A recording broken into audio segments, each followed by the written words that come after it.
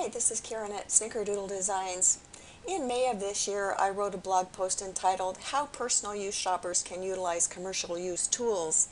And since the studio is having a 3-2-1 commercial use sale this week, I wanted to just revisit that post and add something else to that. You can go to digitalscrapbookingstudio.com and type in the blog search area how personal use shoppers can utilize commercial use tools, and find the original post along with several other links to helpful blog posts that will help you learn how to use clipping masks, photo masks, how to color digital stamps, how to color textured grayscale overlays, use blend modes. There are quite a few posts there that I think you'll find helpful even if you aren't using commercial use items. But today I do want to focus on a tip for personal use scrappers when they are using a commercial use item. So let's go ahead and get started.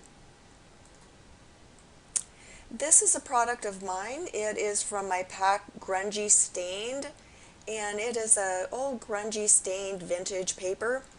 And I really like all the texture and everything on here, but if I wanted it green, let's go ahead and take a look at how we could do that in one of two ways.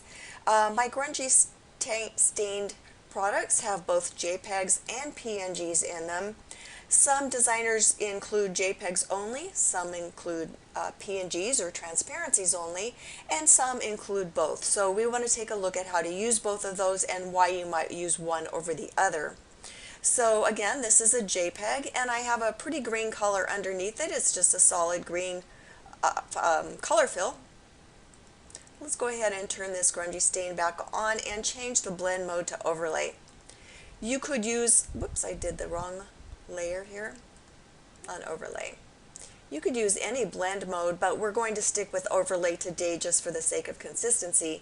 And you can see how this blend mode has changed the color of the green that we have as our background. Now let's take a look at what it looks like if we use the transparency. And here is the sister transparency to the same JPEG that I just used. And here is the green solid background again. Just it's a color fill. And if we change this to overlay, we see that we've retained that original green color. If I turn that off, you can see it. It's a little darker because there are a few little pixels there. But in general, it's pretty similar. But it's quite different from the JPEG. And so why is that?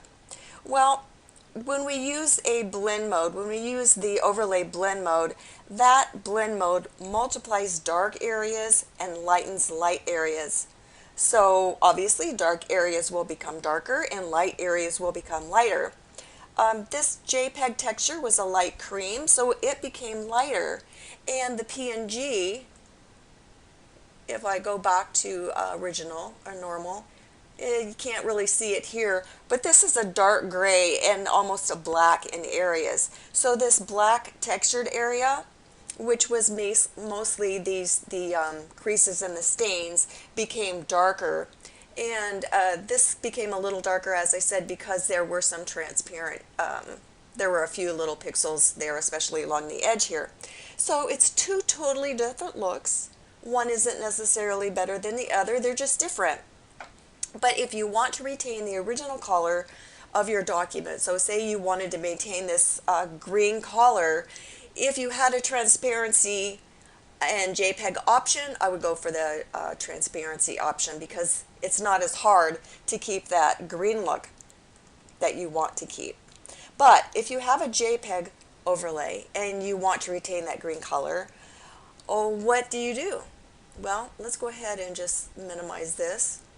You can go ahead and try to recover that green color by using different blend modes, perhaps, or you might try using levels, curves, color balance, hue adjustment, saturation, just different adjustment layer options. So let's go ahead and change this to light, a soft light, which gave us a little bit more color there.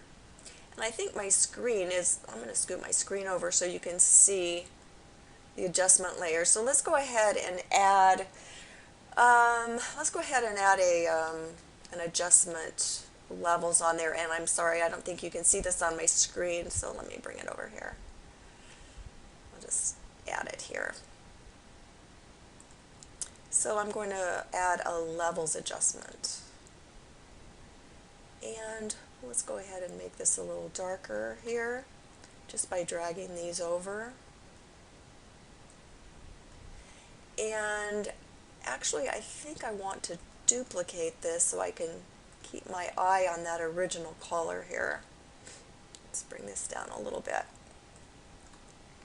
Okay, so now we've made this a little darker.